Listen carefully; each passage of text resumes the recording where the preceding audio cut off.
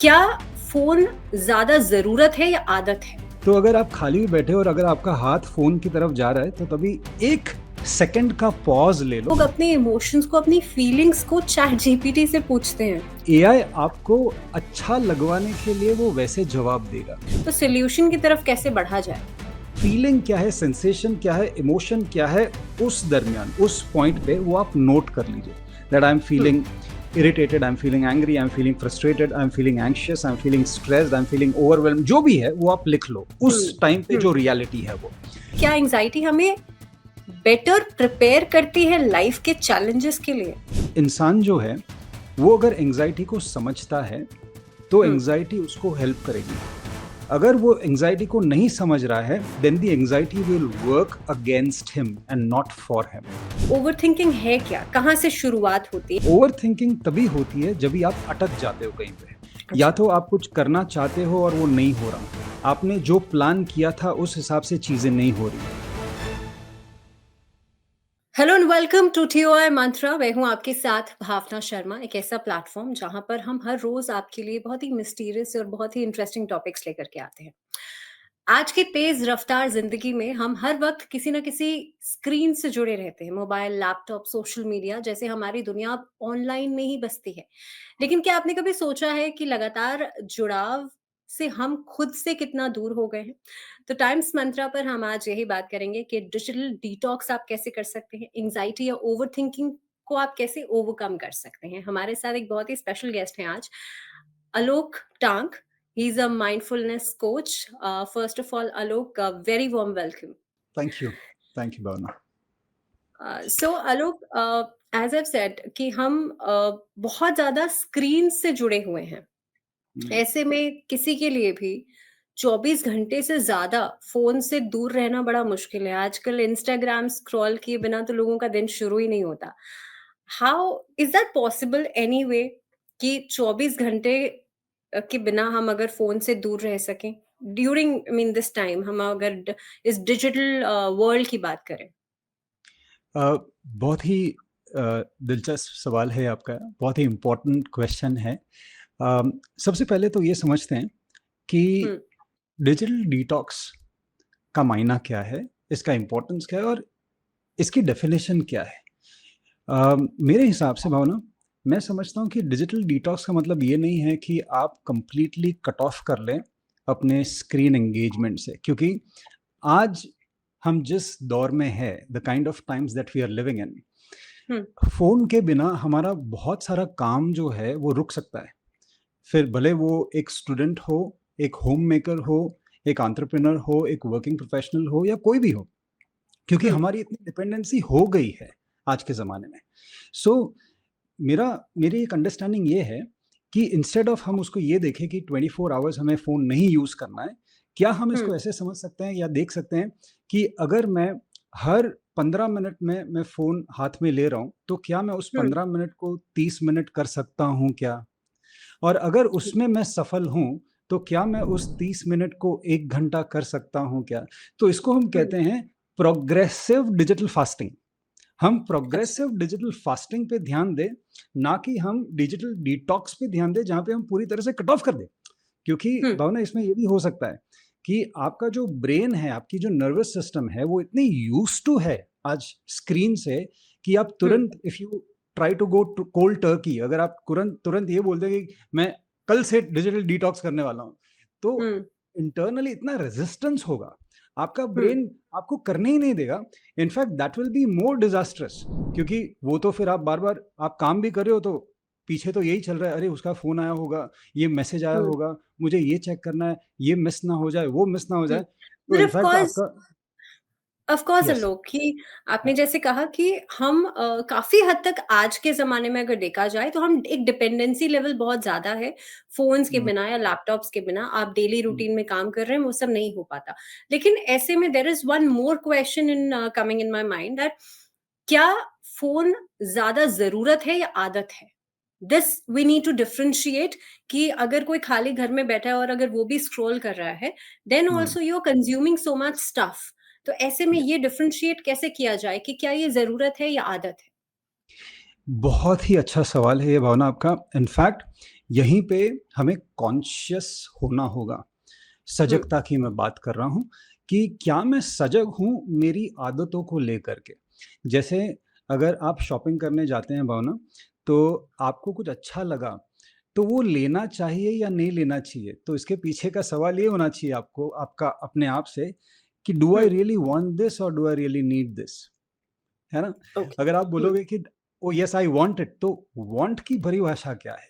और वांट का वो लिमिट क्या है? There is no limit to want. लेकिन हुँ, अगर आप ये बोलोगे कि do I really need this, तो शायद आंसर आएगा नहीं, you don't need it Bhavna, you already have so much of this. So hmm, so उसी हिसाब से जब भी आप फ़ोन भी छूते हो ना, तो हुँ, अगर चलो आप खाली बैठे हो और मन को खालीपन अच्छा नहीं लगता, तो उसको कुछ ना कुछ एंगेजमेंट चाहिए। तो अगर आप खाली भी बैठे हो और अगर आपका हाथ फ़ोन की तरफ जा रहा है, तो तभी 1 सेकंड का पॉज़ ले लो और अपने आप से ये पूछ लो कि फ़ोन क्यों चाहिए मुझे? किसी का फ़ोन ओके। बजा क्या? कोई नोटिफ़िकेशन आया क्या? कॉल हुँ, आया क्या? तो मैं क्यों उठा रही हूँ या मैं क्यों उठा रहा हूँ? हुँ। तो सिर्फ़ इतनी एक अवेयरनेस या सजगता लाने से आदतें काफ़ी बदल सकती है। There is one personal experience of mine. हाँ जी। मैं कई बार अपने आप को डिटॉक्स करने के लिए what I used to do कि मैं 2 से 3 घंटे के लिए फ़ोन को अलमीरा में लॉक कर देती थी। और उससे एक्चुअली में I used to feel a little more better in that hmm, time. लेकिन यहाँ पे आपने कहा कि वांटिंग में और नीड में, दोनों चीज़ों में फ़र्क है। और ऐसे में अगर हम बात करें एंग्ज़ायटी लेवल्स की, क्योंकि आज के टाइम में चैट जीपीटी हमारे पास है, we are connected with hmm. Google Gemini. ऐसे में मैंने कई बार लोगों को देखा है कि लोग अपने इमोशंस को, अपनी फीलिंग्स को चैट जीपीटी से पूछते हैं that I mean how should I feel, और उसको एज़ अ काउंसलर की तरह इस्तेमाल करते हैं। ये कितना ठीक है? क्या ये डिपेंडेंसी को और ज़्यादा नहीं बढ़ाता? ये बहुत खतरनाक है मेरे हिसाब से। अभी कई लोग सोचेंगे, "अरे आलोक तुमने ये क्यों बोला?" लेकिन हमें हुँ, समझना होगा एआई को। एआई जो है ना, ये आपके साथ ऑनेस्ट नहीं है। अगर हुँ, मैं कहना चाहूँ, मैं अपनी भाषा में ये कहता हूँ कि एआई जो है वो पीपल प्लीज़र है। इसका मतलब ओके। क्या है कि एआई आपको अच्छा लगवाने के लिए वो वैसे जवाब देगा। जैसे अगर हुँ, भावना ने एआई से ये पूछा कि मेरे हिसाब से ये सिचुएशन में मुझे ये करना चाहिए। अच्छा बताओ एआई आपका क्या कहना है? तो एआई बोलेगा हुँ, भावना तुम बिल्कुल सही हो। यही करना चाहिए। तुम तो हुँ, बहुत दिमाग आप में दिमाग बहुत है, ये तो बहुत हुँ, हुँ, इंटेलिजेंट है। फिर आप बोलोगे ये ट्राई करके देखना। उसके बाद आप चैट जीपीटी से या एआई से पूछे, नहीं लेकिन मुझे लग रहा है इसके बदले अगर हमने ये भी कर दिया ना तो भी बेटर होगा। तो तुरंत एआई हुँ, बोलेगा हाँ, ये तो इससे भी अच्छा है। तो हुँ, तो चैट जीपीटी या एआई आपको ये नहीं कहेगा कि भावना तुम गलत हो। हुँ, तुमको ये नहीं, तुमको ये करना चाहिए। सो इसीलिए ये जो एआई वाली डिपेंडेंसी है, वो आगे जाके हमें इतना इम्यून कर देगी सच्चाई से, हुँ, कि कल उठ के अगर किसी ने आपको बोला कि तुम गलत हो सकता है कि वो हमें इतना यू बुरा कांट लगे कि डाइजेस्ट। उसने hmm, exactly will not be able to digest it, कि इसने मुझे गलत हुँ। क्यों बोला? क्योंकि आज तक तो एआई ने मुझे कभी गलत नहीं बोला था। हाँ, know why I am asking this question about AI because आज के टाइम में अगर जेन ज़ी की भी हम बात करें, पीपल आर वेरी मुझे लगता है कि लोग बहुत अकेले हैं। और हाँ। उस लोनलीनेस में हर किसी को कोई चाहिए बात करने के लिए, and AI tool is a very common thing which is developing every day. तो वो एक बहुत आसान ज़रिया है, और मैंने ये बहुत रिसेंटली सुना कि लोग ऐसा करते हैं, तो कहीं न कहीं पे ये कॉन्शियसली मुझे लगता है लोगों के दिमाग में एक अप्रोच होना चाहिए कि इज़ इट राइट और wrong to actually depend on these machines? बहुत ज़रूरी है इस पे विचार करना, इस पे थोड़ा-सा हमें रिफ्लेक्ट करना, क्योंकि हुँ, एआई जो है it is driven by algorithms. AI जो हुँ, है it is driven by the data which is fed to it. Hmm, AI is not driven by consciousness. Human beings are driven by consciousness. इसलिए हम ये भी बोल सकते हैं कि ये सही है और ये गलत है। एआई नहीं बोल पाएगा कि ये सही है या गलत है। इसलिए हुँ, कहीं हुँ, न कहीं वो जो जागरूकता है, वो जो अवेयरनेस है, वो हमें ही लानी होगी कि मैं ये क्या कर रहा हूँ? अगर ओके, मैं अकेला फ़ील कर रहा हूँ या फ़ील कर रही हूँ, तो हुँ, क्या ये डिपेंडेंसी मेरे लिए आगे जाकर के हेल्दी है या नहीं? हुँ। ये जागरूकता हमें ही लानी होगी पर्सनल लेवल हाँ, पे। ऑलराइट। सो कई बार जब हम इंस्टा यूज कर रहे हैं और any social media app when we are using it, और सपोज हम यूट्यूब देख रहे हैं, तो कई बार ऐसा होता है कि एक एक वो दिमाग में थॉट आता है that okay just 5 minutes more, 5 और मिनट कर लेते हैं, एंड देन उसके बाद I just keep aside it.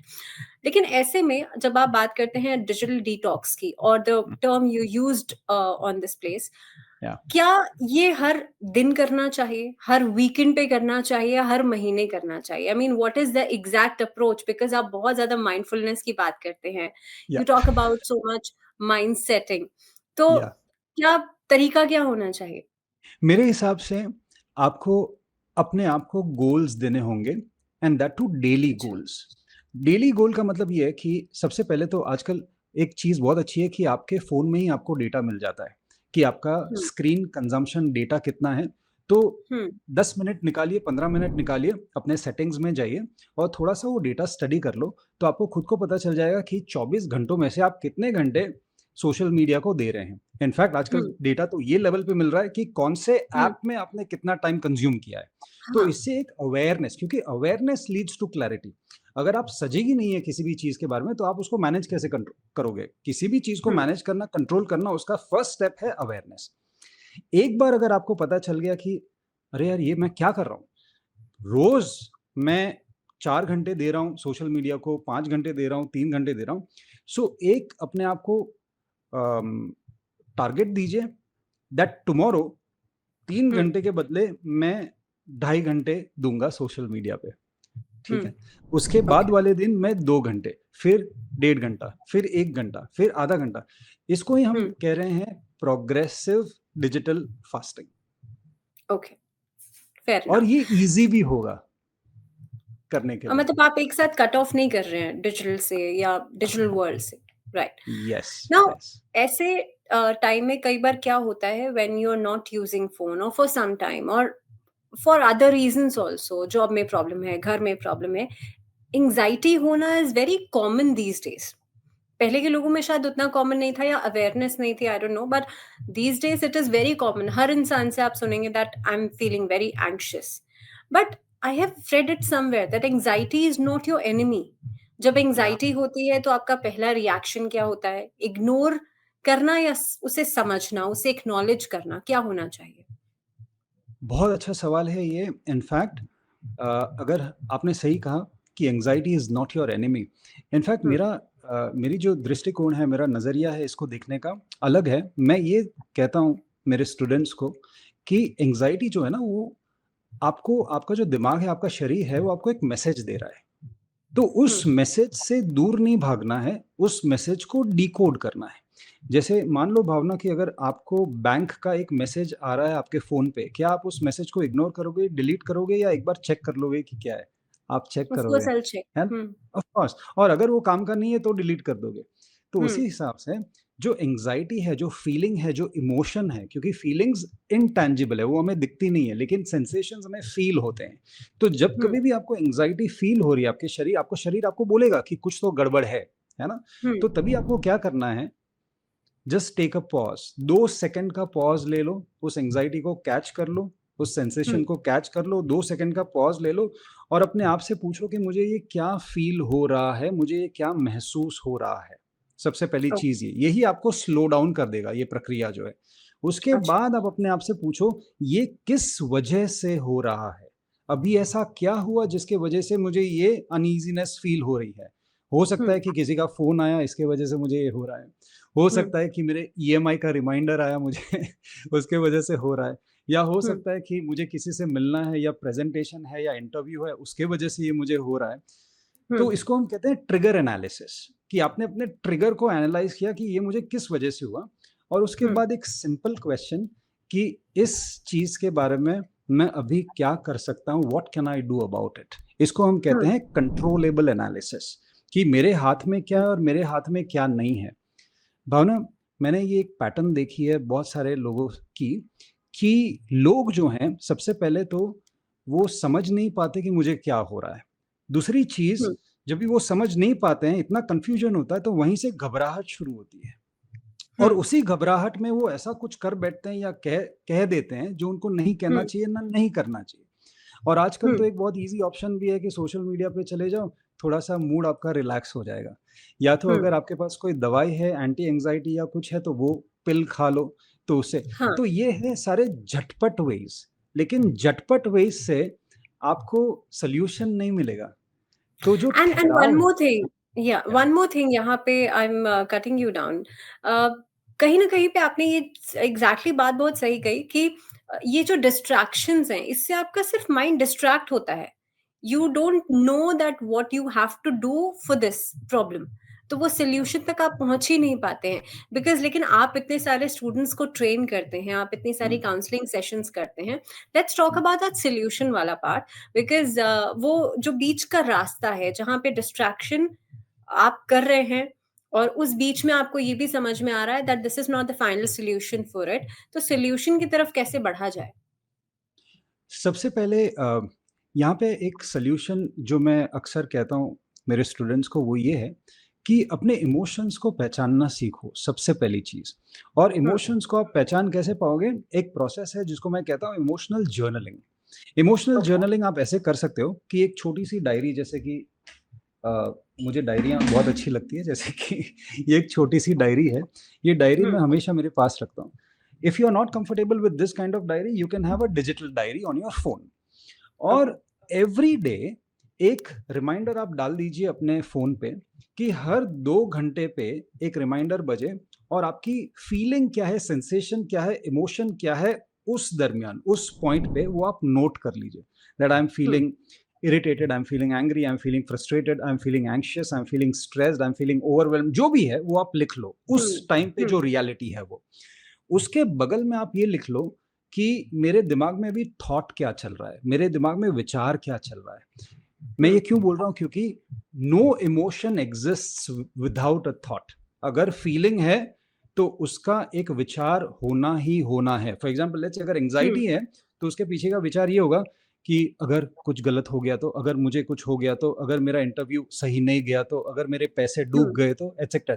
तो उस विचार हुँ, को पकड़ना है। ठीक है? अगर आप ओके। ये 1 हफ्ते तक करते हो, समझ लो, मान लो अगर एक क्वाड्रेंट मैं आपको दिखा रहा हूँ, आप विजुअलाइज़ करो कि एक क्वाड्रेंट है आपके सामने। हुँ, दिन में आपने ऐसे चेक-इन्स किए 6 बार ओके। कि मुझे अभी क्या हो रहा है और मेरे मेरे उस इमोशन के पीछे का विचार क्या है। आपने 6 बार, सुबह से लेके शाम तक आपने 6 बार कर लिया ये चेक-इन। आपने हुँ, 7 दिन तक ये चेक-इन किया, 1 हफ्ते तक। हुँ, मतलब आपके पास 40 प्लस डेटा पॉइंट्स है भावना। आपके पास हुँ, 40 प्लस डेटा पॉइंट्स है अपने बिहेवियर, अपने इमोशन, अपने थॉट प्रोसेस को समझने के। Hmm, so okay. By after 1 week आप इतने स्मार्ट तो हो ही जाओगे कि आपको पता चल जाएगा कि मुझे क्या ज़्यादा फ़ील हो रहा है और क्यों फ़ील हो रहा है। Hmm, okay. So So but this should be the step number 1. Yeah. Alright.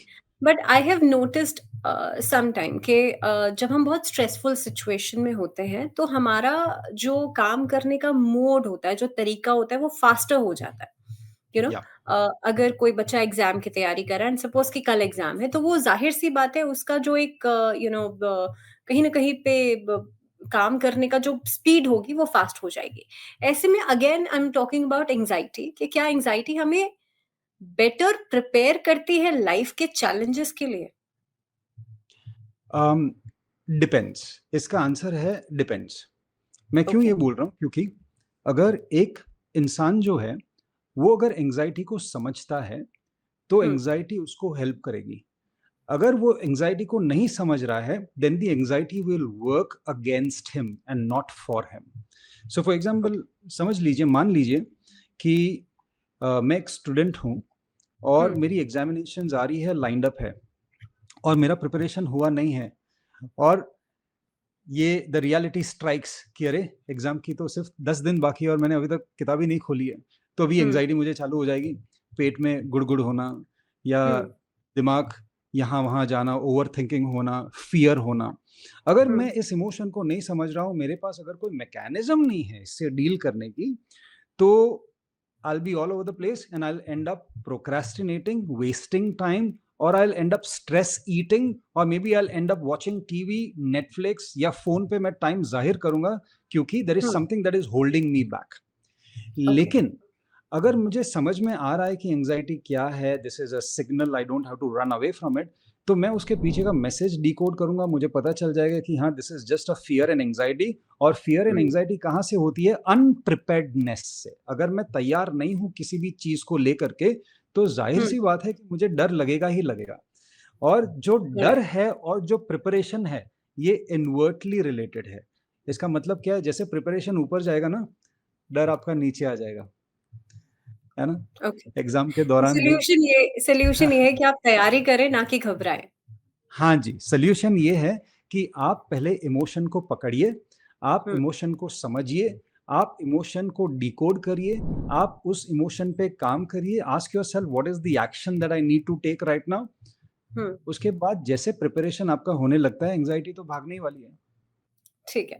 Alok, I will ask you a very basic question now, क्योंकि आज के टाइम में ना ये टर्म्स इतने कॉमन हो चुके हैं और हर किसी की ज़बान पे रहते हैं, तो लोगों को क्या ये डिफरेंशिएट करना भी कई बार मुश्किल होता है कि लोग कहते हैं कि मुझे एंग्जायटी हो रही है, एंग्जायटी हो रही है। बट क्या कई बार वो ओवरथिंकिंग कर रहे होते हैं? ऐसे में what are the symptoms for it? कैसे समझा जाए कि ये वाक़ई में एंग्जायटी है और इसे हमें समझना है? तो ये कैसे? क्या कोई ऐसे सिम्पटम्स हैं, लाइक दिल की धड़कन तेज़ हो जाएगी, हाथ ठंडे हो जाएँगे और जैसे आपने भी अभी कहा कि पेट में यू फ़ील समथिंग, या किस तरह से हैंडल किया जाए या कैसे समझा जाए? देखो, सबसे पहले शॉर्ट में मैं इसको समझा दूँगा ताकि सबको समझ में आ जाए। हुँ, हमारा जो दिमाग है ना, हमारा जो ब्रेन है, उसके अंदर एक इमोशनल पार्ट होता है हमारा, एक इमोशनल पार्ट, एक इंटेलिजेंट पार्ट होता है, एक इमोशनल पार्ट होता है। उस इमोशनल हुँ, पार्ट में एक छोटा-सा एक ऑर्गन होता है जिसको हम कहते हैं एमिगडाला, काफ़ी फेमस है, सब लोग बात करते हैं हुँ, एमिगडाला की। हुँ, हुँ, तो एमिगडाला जो है उसको फ़ियर सेंटर भी कहा जाता है। तो हुँ, जब कभी भी हमें डर लगता है, जब कभी भी हम ऐसी सिचुएशन में चले जाते हैं जहाँ पे हम प्रिपेयर्ड नहीं हैं, तो हुँ, एमिगडाला हमें सिग्नल देता है कि now this is a stressful situation, आपको कुछ करना होगा, फाइट और फ्लाइट मोड हमारा एक्टिवेट हो जाता है हमारे शरीर का। तो तभी अच्छा, एड्रेनालिन, नॉरएड्रेनालिन, कॉर्टिसोल, ये हमारे स्ट्रेस हार्मोन्स हैं जो रिलीज़ होने लगते हैं हमारे ब्लड स्ट्रीम में। और हुँ, उसके वजह से हार्ट का तेज़ होना, ब्रीदिंग शैलो हो जाना, सर भारी लगना और हमारी हुँ, क्लैरिटी चले जाना, एनर्जी हुँ, लेवल्स ड्रॉप होना, चिड़चिड़ापन होना, ये सारा ऑटोमैटिक रिस्पॉन्सेज़ हैं, ये इंटरनल केमिकल रिएक्शंस के, ठीक है? हुँ, हुँ, तो one of the best ways Bhavna to understand कि कुछ गड़बड़ है, वो है हुँ, आपके शरीर पे ध्यान देने से। जैसे आपको पता चल जाता है कि now something I am not feeling good, so वहीं पे हुँ, आप ब्रेक ले लो। सबसे पहले तो वहीं पे, क्योंकि शरीर आपको सबसे पहला सिग्नल देगा। और हुँ, जैसे आपको पता चल रहा है कि ये ब्रेथलेसनेस हो रही है, हुँ, एंग्ज़ायटी, पैनिक जैसा हो रहा है, तो सबसे पहले हुँ, आप बैठ जाओ एक जगह पे, stop whatever you are doing, थोड़ा-सा पानी पी लो, हुँ, आँख बंद कर लो और ब्रीदिंग शुरू करो। और कौन-सी हुँ, वाली ब्रीदिंग? हमारी एक टेक्नीक है, हम उसको कहते हैं 5:8 ब्रीदिंग। 5:8 ब्रीदिंग का मतलब ये ओके, है कि आप 5 काउंट तक इन्हेल करो नाक से और हुँ, 8 काउंट तक एक्सहेल करो मुँह से। सो इन्हेल अच्छा, for 5 and exhale for 8 from your mouth. ये आप हुँ, करो सिर्फ 2 मिनट तक। इससे क्या होगा? इंस्टेंटली आपका जो प्रीफ्रंटल कॉर्टेक्स है, वो हुँ, रिलैक्स हो जाएगा, वो स्टार्ट हुँ, एक्टिवेट हो जाएगा। और एक पैरासिम्पैथेटिक नर्वस सिस्टम होती है हमारी, जो हुँ, रिलैक्सेशन हुँ। रिस्पॉन्स जिसको कहते हैं, उसको भी आप एक्टिव कर देते हो।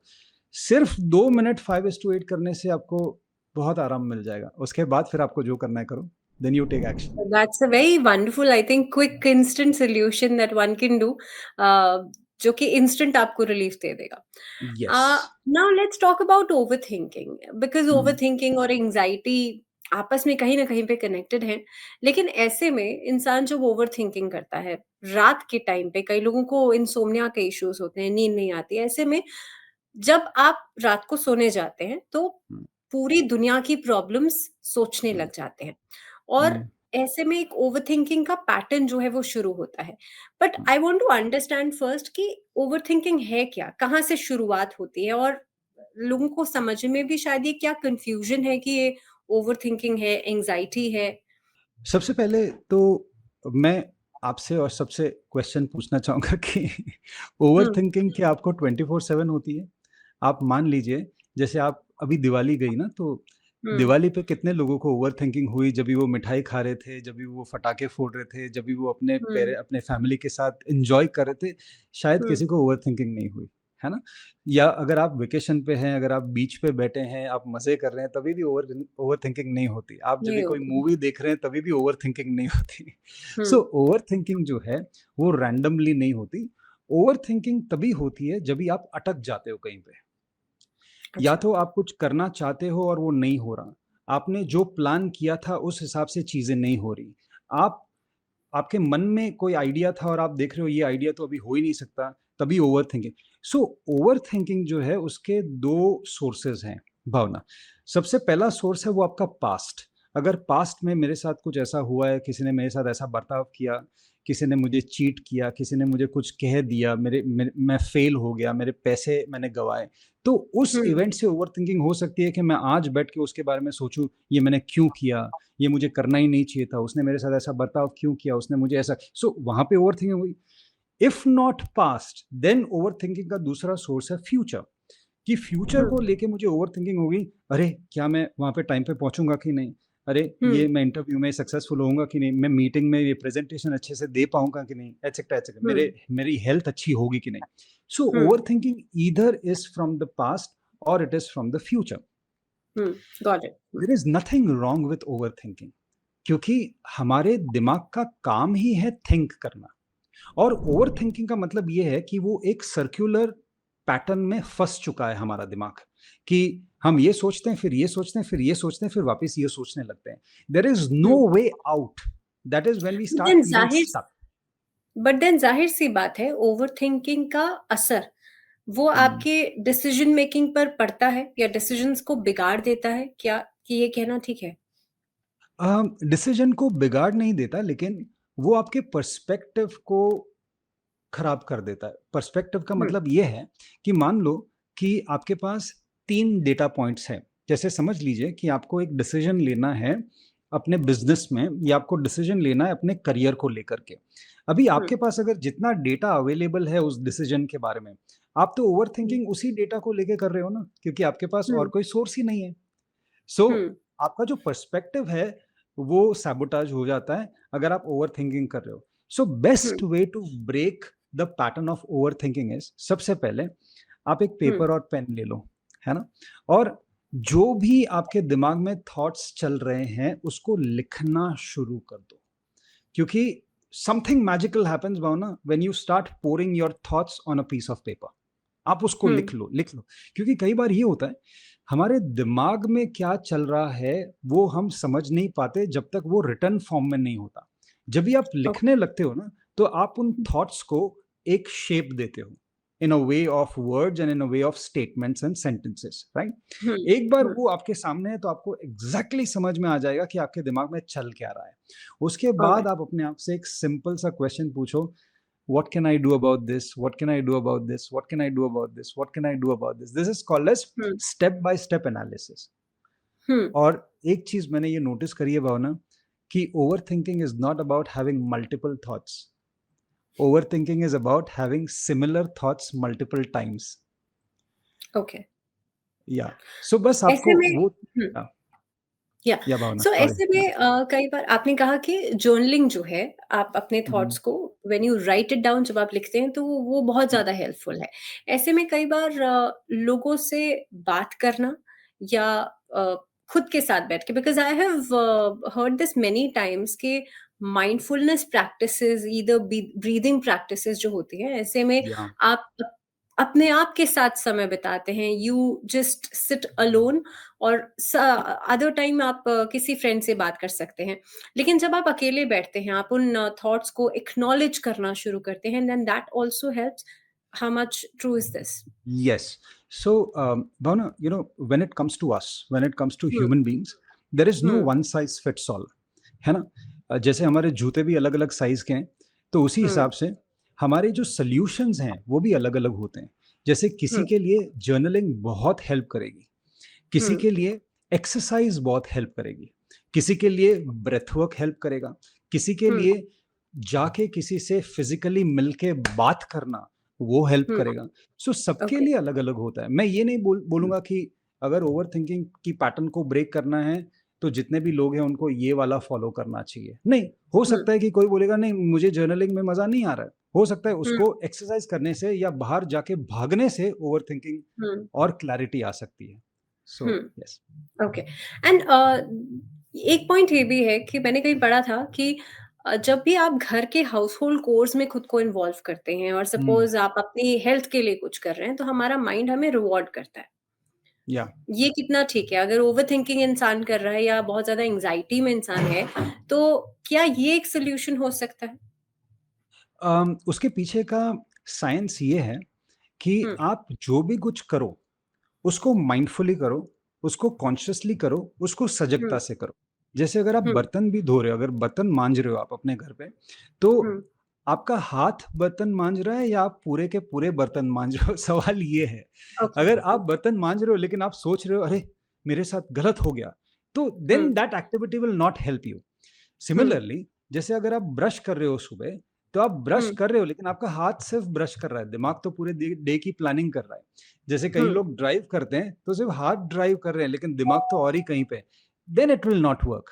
सो जो डेली चोर्स की आपने बात करी, अगर आप डेली चोर्स को अगर माइंडफुली करने लगो, सजगता से करने लगो, कॉन्शियसली हुँ, करने लगो कि मेरा मन भी हुँ, स्वीप कर रहा है, मेरा शरीर भी स्वीप कर रहा है, मेरी आँखें हुँ, भी स्वीप कर रही है, मेरा पूरा शरीर, मैं पूरे मन से शरीर से वहाँ पे हूँ, तो फिर it will really help because now you are training your mind to be in the present.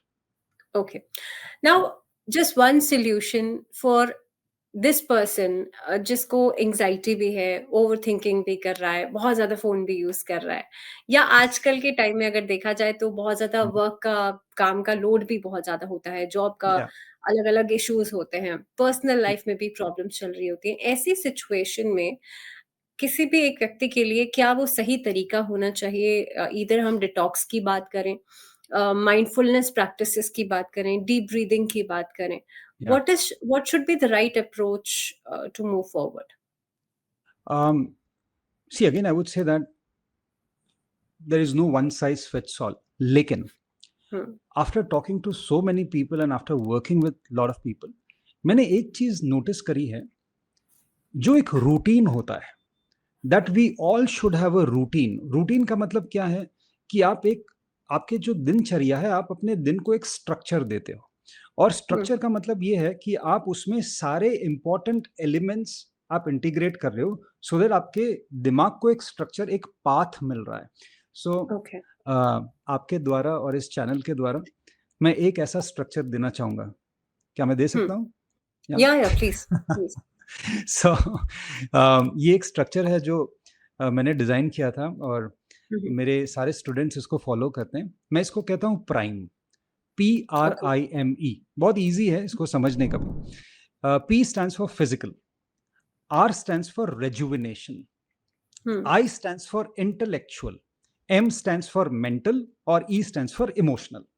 ठीक है? ओके अभी P के बाजू में आप लिख दीजिए 20 मिनट्स, R के बाजू हम्म में आप लिख दीजिए 20 मिनट्स, I के बाजू में लिख दीजिए 20 मिनट्स, और M और E को आप मर्ज करके 20 मिनट्स लिख दीजिए। हम्म इसमें आपका पूरा रूटीन, इसमें आपका पूरा स्ट्रक्चर आ जाएगा, और जिसको भी ओवरथिंकिंग, एंग्जायटी, मन बेचैन है, यहाँ-वहाँ के विचार आ रहे हैं, then you will get a streamlined way of living your life. Okay 20 minutes every day पी, फिजिकल मतलब आपको कोई ना कोई फिजिकल एक्सरसाइज करनी है, या तो वो हम्म स्विमिंग हो गई, साइकिलिंग हो गई, वर्कआउट्स हो गए, जुम्बा हो गया, सूर्य नमस्कार, योगा, आपको जो भी अच्छा लगे। स्ट्रेच और स्वेट पे ध्यान रखना है, पसीना आना चाहिए, कुछ भी हम्म करके 20 मिनट्स। फिर आ जाता है आर, आर मतलब रेजुविनेशन।